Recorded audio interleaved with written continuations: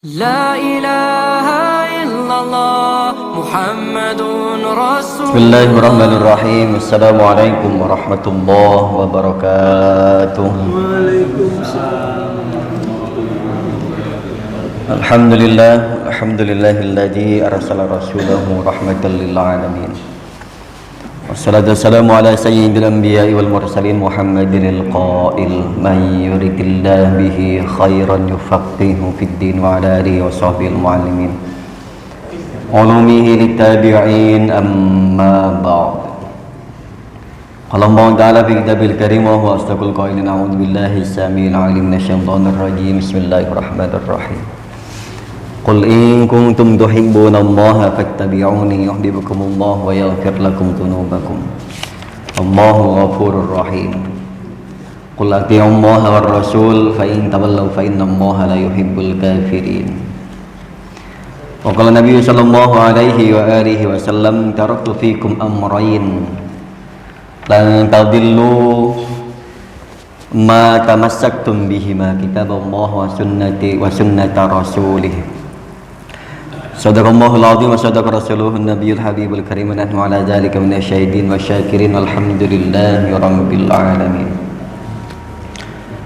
Alhamdulillah, puji serta syukur kita panjatkan kehadirat Allah Subhanahu wa taala. Salawat ring salam semoga senantiasa Allah limpah curahkan kehariban baginda Nabi besar Muhammad sallallahu alaihi wasallam. Allahumma shalli wa sallim wa barik alaihi. Teman sekalian, alhamdulillah hari ini kita masuk pada tanggal 8 Rabiul Awal, yaitu bulan ketiga dalam penanggalan kalender Hijriah. Setelah bulan Muharram sebagai titik awal tahun, kemudian Safar, kemudian masuk pada Rabiul Awal, bulan yang memiliki sejarah besar di dalam Islam, syiar Islam, dan juga di dalam sejarah peradaban manusia. Jemaah sekalian, bulan Rabiul Awal menjadi bulan yang Allah muliakan,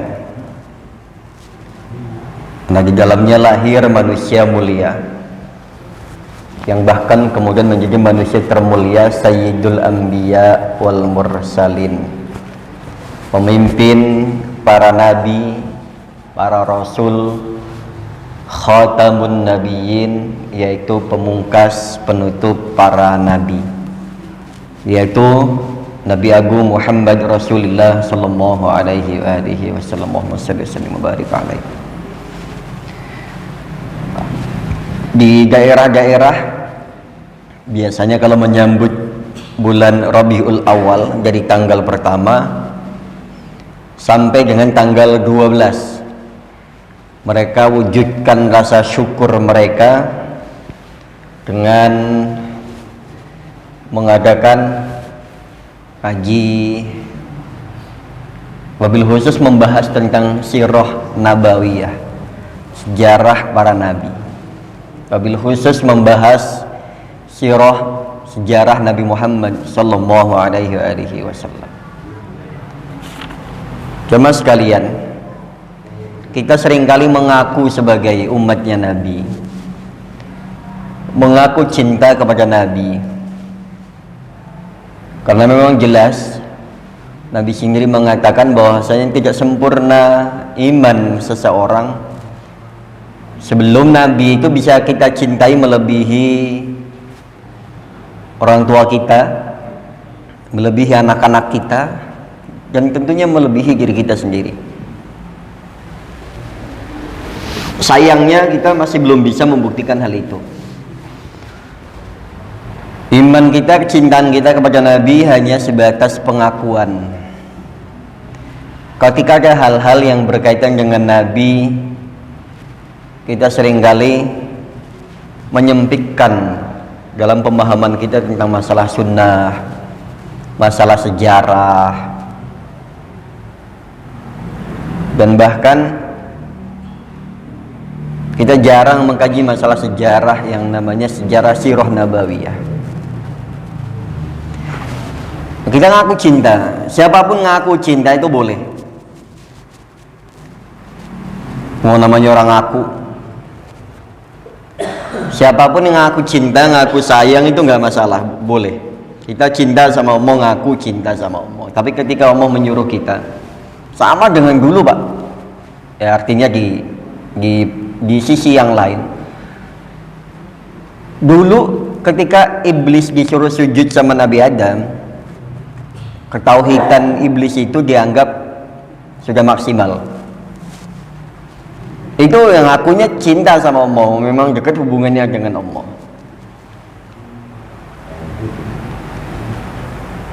Tapi yang namanya cinta itu di Al-Quran disampaikan, Kul in kuntum tuhibbunallah, katakanlah wahai Muhammad, kalau kalian cinta sama Allah, cinta sama Rasulnya, fattabi'uni, maka ikutilah Nabi Muhammad, ikutilah aku, yuhibbukumullah, nanti Allah akan mencintai kalian. Jadi dengan kita nggak apa-apa, awal-awal kita mengaku cinta sama Allah nggak apa-apa, hanya sebatas ngaku nggak masalah. Nanti lama-lama kalau yang namanya orang ngaku, pasti kan deklarasi. Kemudian nanti dia akan melakukan hal-hal yang menunjukkan kecintaannya kepada Allah. Ketika kita ngaku cinta sama seseorang, cinta sama keluarga, cinta sama anak, akan kita lakukan apapun.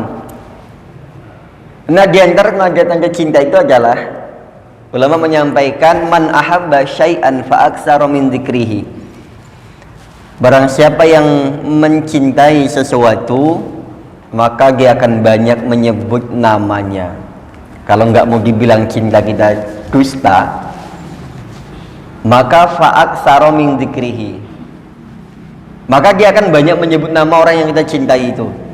Kita ngaku cinta sama Allah, harusnya kita menjadi orang yang ahli zikir, ahli wirid.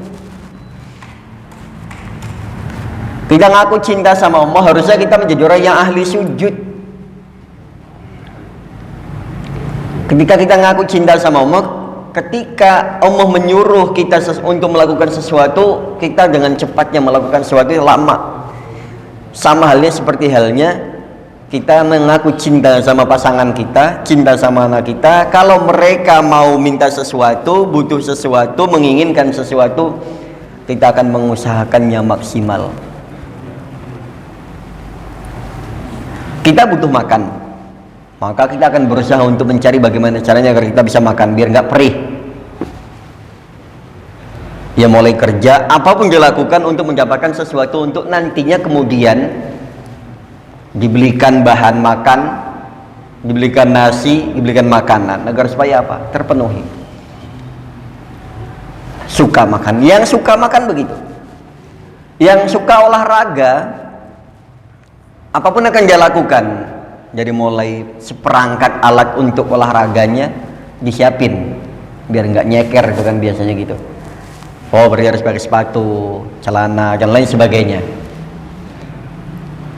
Yang cinta macam-macam, yang cinta main-main dan lain sebagainya, maka dia akan mengusahakan. Yang cinta dengan hobi-hobinya, maka dia akan mengusahakan sesuatu itu untuk mendapatkannya dan untuk bisa terus berlanjut hobinya itu. Yang misalkan ada sebagian orang yang hobinya nge-game, maka harus didukung dengan perangkat yang bisa, misal mulai dari handphonenya, terus yang kapasitasnya sekian. Nah, kalau ngaku cinta sama Allah, harus mengikuti Nabi. Bagaimana caranya? Satu, kita wujudkan dengan satu. Yang pertama, Rasul sampaikan, taraktu fikum amrain lan tadillu ma tamassaktum bihima, kitab Allah wa sunnata rasuli. Yang pertama adalah menjadikan Al-Quran dan As-Sunnah ini sebagai pedoman utama dalam hidup dan kehidupan kita. Al-Quran harus kita pelajari, harus kita tadabburi, harus kita amalkan sesuai isi kandungannya, kita tinggalkan sesuai dengan larangannya. Kita banyak sekali Pak waktu kita untuk belajar Al-Quran. Banyak sekali waktu kita untuk menghafalkan Al-Quran. Banyak waktu kita sudah memiliki banyak waktu, terlebih yang sudah pensiun lah, atau yang sudah nggak aktif bekerja misalkan. Nah, ini Al-Quran jadikan sebagai pedoman. Dalam sehari semalam, berapa banyak waktu yang kita buang, yang kita sia-siakan. Bahkan kita kalau membaca Al-Quran itu seringkali males banget. Ya males, sungkan, berat rasanya. Kita terkadang waktu kita habis untuk memegang handphone kita, sehingga minat untuk belajar Al-Quran ini berkurang. Untuk membaca Al-Quran, tadabbur Al-Quran ini kurang. Bahkan yang namanya kita itu juga jarang yang namanya mendukung program atau kegiatan belajar mengajar Al-Quran.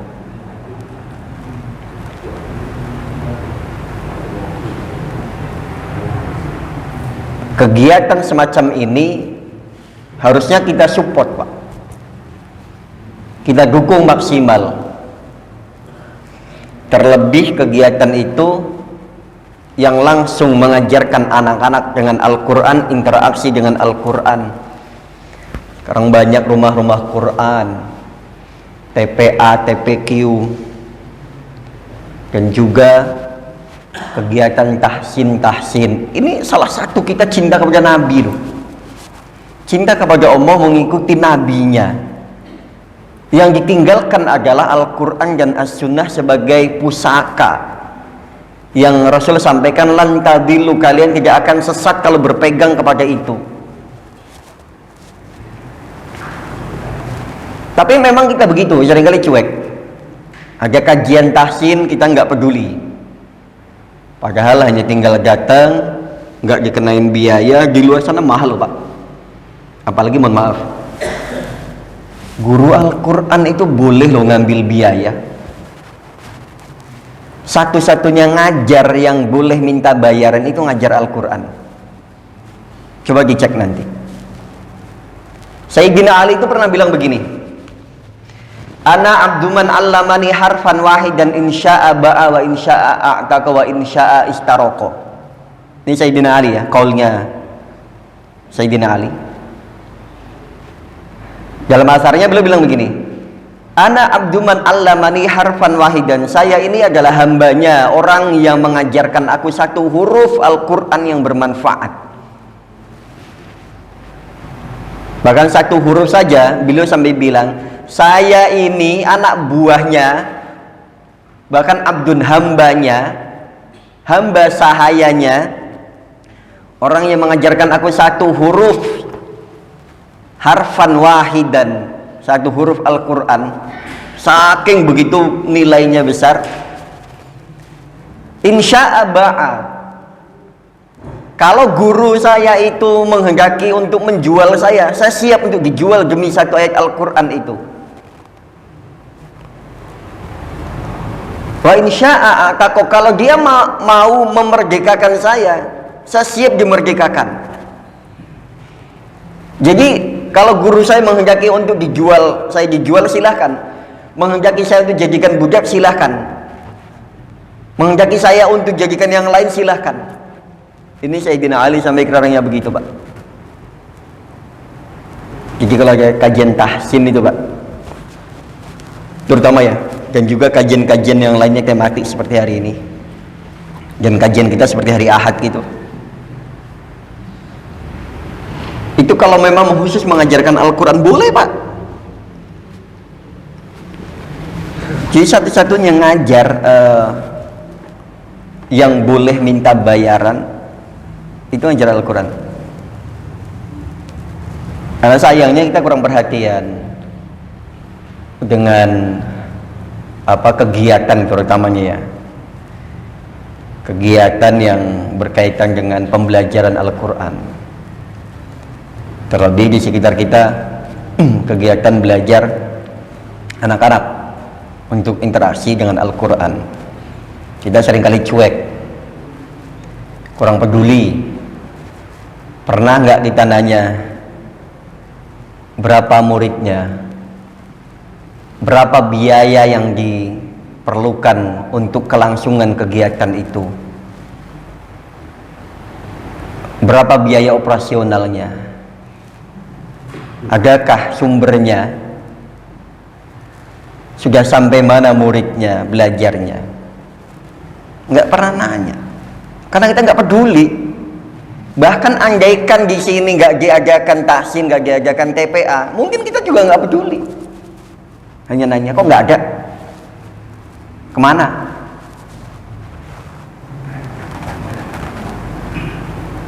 Yang namanya kegiatan itu kita nggak usah perlu ditanya, ya pasti ada operasionalnya gitu kan.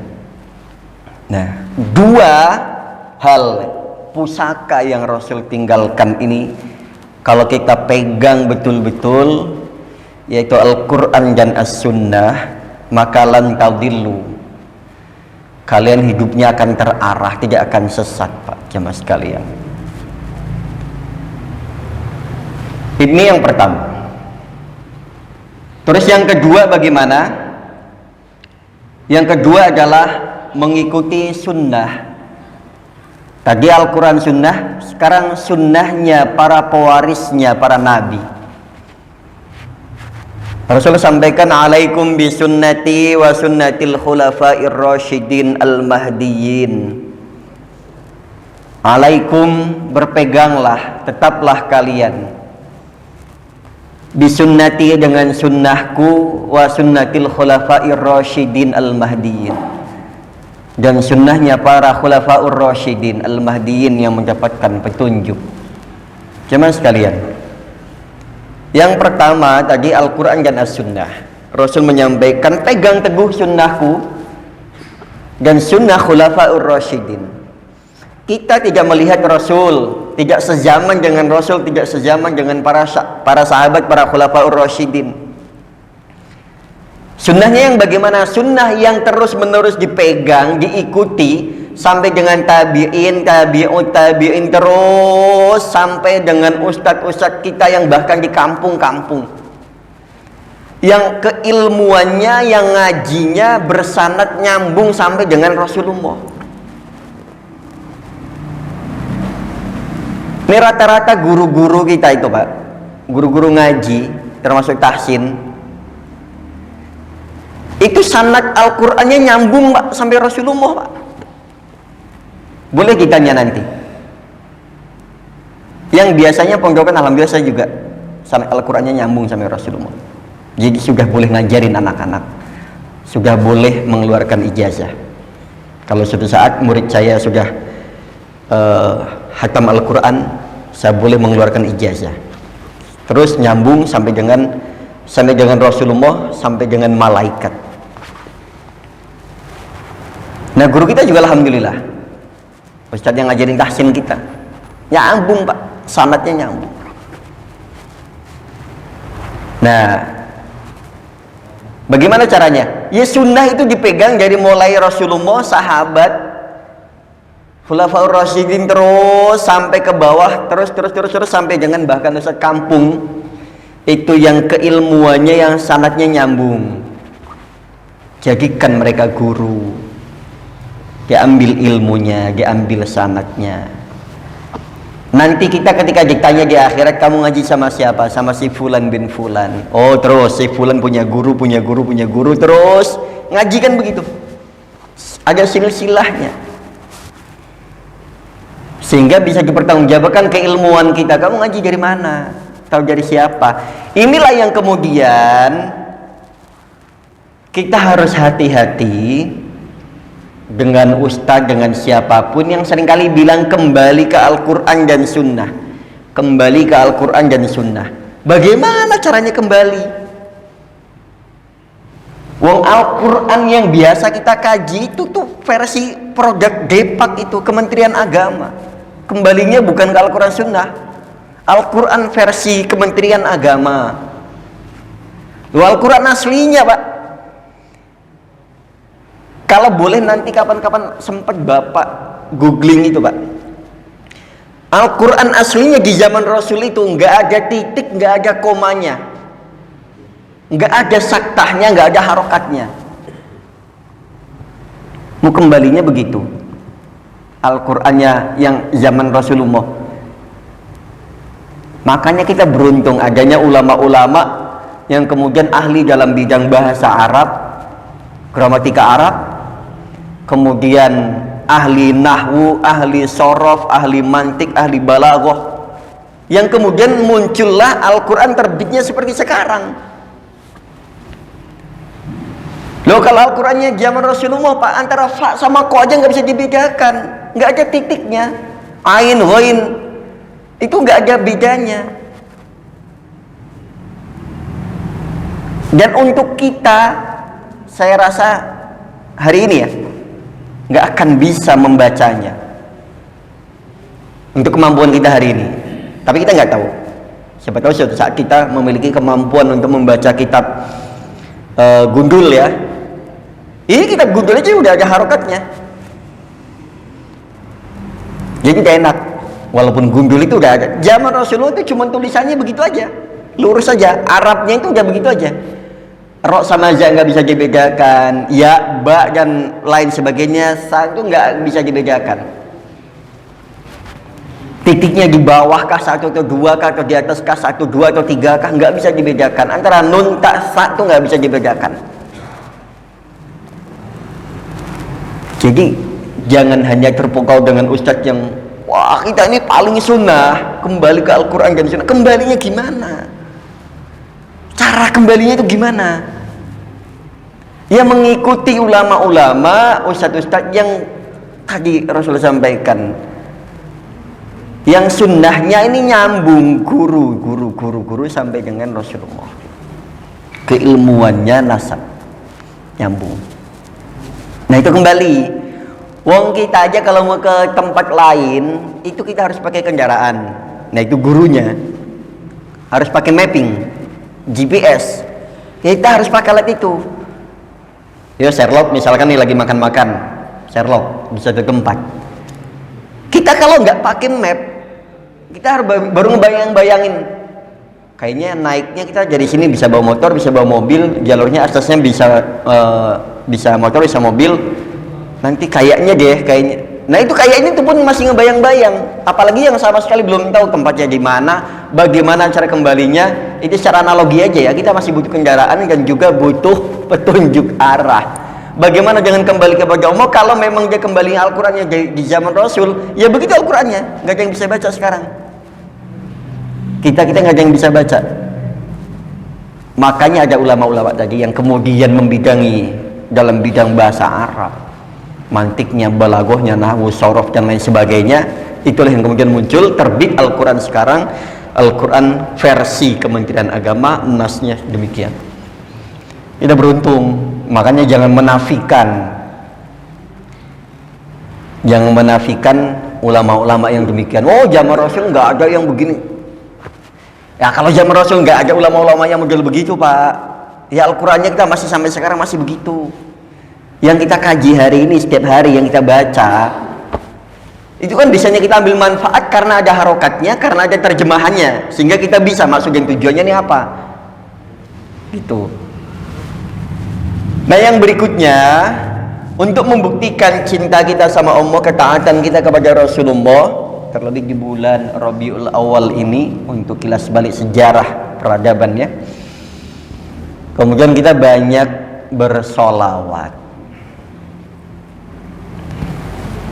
Al-Quran menyampaikan, a'udzubillahi minasyaitonir rajim, bismillahirrahmanirrahim, innallaha wa malaikatahu yusholluna 'alan nabi ya ayyuhalladzina amanu shallu 'alaihi wa sallimu taslima.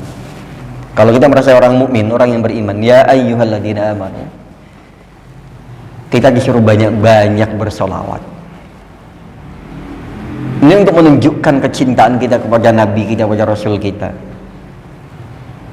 Kadang lidah kita ini juga berat untuk sholawat. Bahkan ulama kan kemudian mengeluarkan banyak referensi, banyak juga macam-macam dari redaksi sholawat.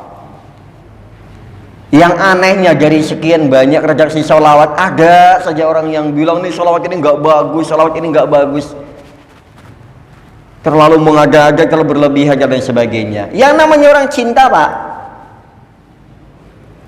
sholawat kan pembuktian rasa cinta kita, Pak. Terserah kalau Bapak cinta sama pasangan Bapak, mau dibilang cantik, mau dibilang bahasanya macam-macam semok, mau dibilang apapun itu urusan Bapak. Orang lain lihat biasa aja. Nah, orang nggak cinta kok. Yang cinta lain. Istri kita kan kita bilang istri kita adalah orang yang paling cantik. Dulu waktu saya cinta, waktu dulu kenal sama dia paling cantik sih zamannya, paling cakep, paling pinter, paling ini, paling ini, paling. Ya monggo silakan, nggak usah kita bantah. Karena bicaranya dengan cinta. Ya orang bahkan ketika dia cinta sama Allah, dulu pernah kan, Pak? Ada salah satu sufi lah ya, atau siapa ya, oh alam ya, itu minta sama Allah, ya Allah tolong turunkan sedikit mahabbahmu untuk saya ya Allah. Gila, Pak, ketika Allah turunkan mahabbahnya Allah atas dia itu, dia gila, ngomongnya nggak karu-karuan, padahal gila karena cinta, Pak. Makanya kalau orang gila karena cinta ngomongnya nggak karu-karuan, ya nggak bisa dibantah. Dia ngomongnya, ucapannya karena cinta. Orang kalau udah kasmaran, mabuk cinta, nggak bisa dibantah. Apapun itu. Nah, redaksi sholawat yang kemudian sama ulama dikeluarkan itu agar supaya kita banyak pilihan. Bisa Allahumma sholli ala Muhammad, Allahumma sholli ala Sayyidina Muhammad, dan macam-macamnya. Silahkan baca sebanyak-banyaknya sebagai wujud dan rasa cinta kita, mahabbah kita dengan Rasulullah. Kalau sudah kita wujudkan itu, banyak membaca sholawat. Sholawat itu kan anjuran dari Allah. Hanya redaksinya yang kemudian turunnya berbeda-beda. Sampai kita ada sholawat nariyah, sholawat Jibril, sholawat Asghil, itu kan macam-macam kan. Nah, di situ sebagai wujud rasa cinta kita, banyak-banyakin, silakan. Nggak usah perlu bilang, oh ini sholawat nggak bagus. Kita bukan sebagai penilai, kita hanya pembaca, penikmat. Yang namanya kita, Pak, mohon maaf, kita kalau ditraktir makanan udah jadi tinggal nyuap mangap aja, mohon maaf bahasanya, tinggal buka mulut, nggak usah ngomong makanannya kok begini sih, kok nggak enak sih, tinggal makan gratis, nggak usah ngolah, nggak usah nyari, nggak usah macam-macam. Ditraktir orang, alhamdulillah, habis JJP nih jalan-jalan pagi, mau dikasih nasi apa tuh katanya tuh yang sering, nasi bakar kah, mau dikasih apa, enak aja, mau tinggal makan. Redaksinya sudah disiapkan sedikit demikian rupa. Ini sebagai wujud kita tinggal membaca, mengamalkannya, mengikuti sunnah perintah Allah Subhanahu wa Ta'ala dan sunnahnya para nabi. Dan yang berikutnya, untuk menunjukkan kecintaan kita kepada Nabi,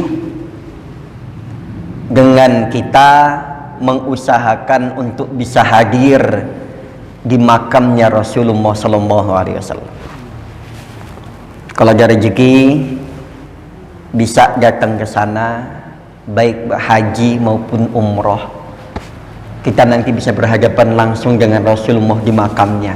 Hakikatnya Nabi itu, Pak, kita tahu kan, Nabi itu, jangankan Nabi, penghafal Al-Quran itu kalau di makam nggak akan busuk, Pak, nggak akan dimakan ulet. Nabi sudah janji bahwasanya bumi beserta isinya, bumi dan segala macam binatang di dalamnya tidak akan mampu dan bisa menyentuh tubuh Nabi.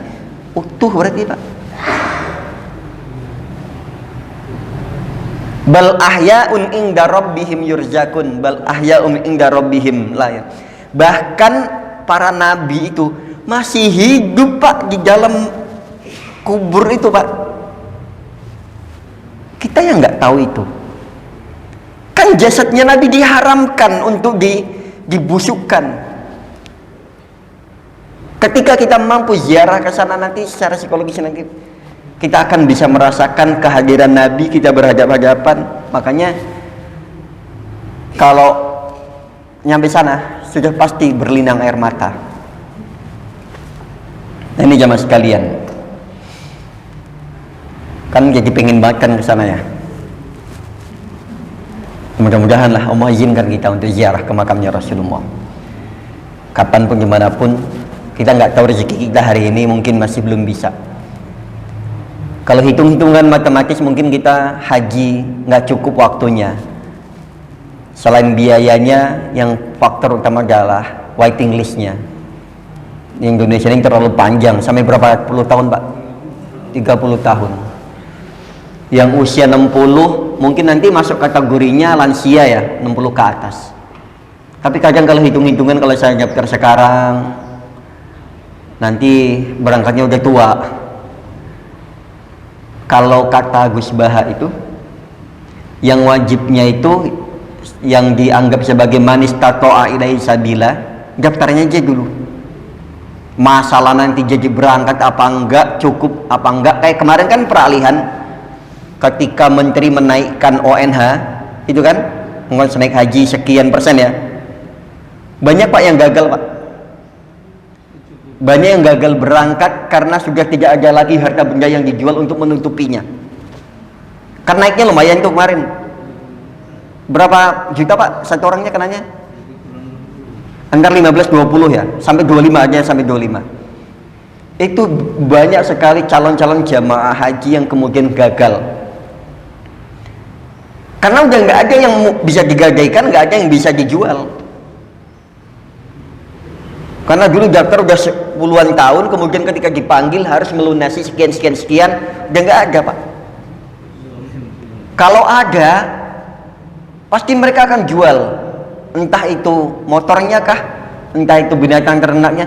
Tapi kan juga mikir Pak, kan kita nanti setelah haji kita masih mikir hidup di tanah air. Kalau misalkan dia cuman punya tanah satu-satunya, apa ya? Kalau dia cuman punya tanah satu-satunya yang digarap, katakan sawah, kemudian digadaikan atau dijual untuk nambahin itu, apakah ia setelah dari tanah air itu kemudian dia nganggur, nggak ada kerjaan? Atau misalkan hanya punya rumah satu-satunya, apakah iya rumahnya dijual? Kan manis tato'a ilaihi sabila, yang mampu, yang nantinya setelah pulang juga masih bisa dia cari nafkah, cari makan. Jadi kurang lebihnya itu Pak pagi hari ini, sebagai pembuktian cinta kita kepada Allah, taat kita, cinta kita kepada Nabi. Kurang lebih tadi 4 poin yang saya sampaikan untuk pagi hari ini, yaitu menjadikan Al-Quran dan As-Sunnah sebagai pedoman hidup dan kehidupan kita, dan juga mengikuti sunnah-sunnahnya Nabi dan sahabat dan orang-orang setelahnya, sampai dengan orang-orang yang hingga hari ini masih memegang teguh sunnah-sunnahnya. Dan juga banyak bersolawat kepada beliau, dan juga mengupayakan diri untuk dapat hadir ke makamnya Rasulullah tanah suci, untuk ziarah ke makamnya beliau. Kira-kira ini Pak jamaah sekalian yang kami sampaikan. Mudah-mudahan dimulai dengan hari ini kita bisa memaksimalkan diri untuk bisa sekuat mungkin, sebisa mungkin menjalankan sunnah-sunnah Nabi, memegang teguh sampai dengan akhir hayat kita nanti. Kurang lebih mohon maaf. Kepada Allah saya beristighfar, pada jamaah saya mohon maaf bila ada kata-kata yang kurang berkenan, menyinggung, menyakiti perasaan dan lain sebagainya. Kita tutup dengan doa kifarah majelis. Subhanakallahumma rabbana wa bihamdika asyhadu an la ilaha illa anta astaghfiruka wa atubu ilaik. Assalamualaikum warahmatullahi wabarakatuh. Sallallahu alaihi Muhammad.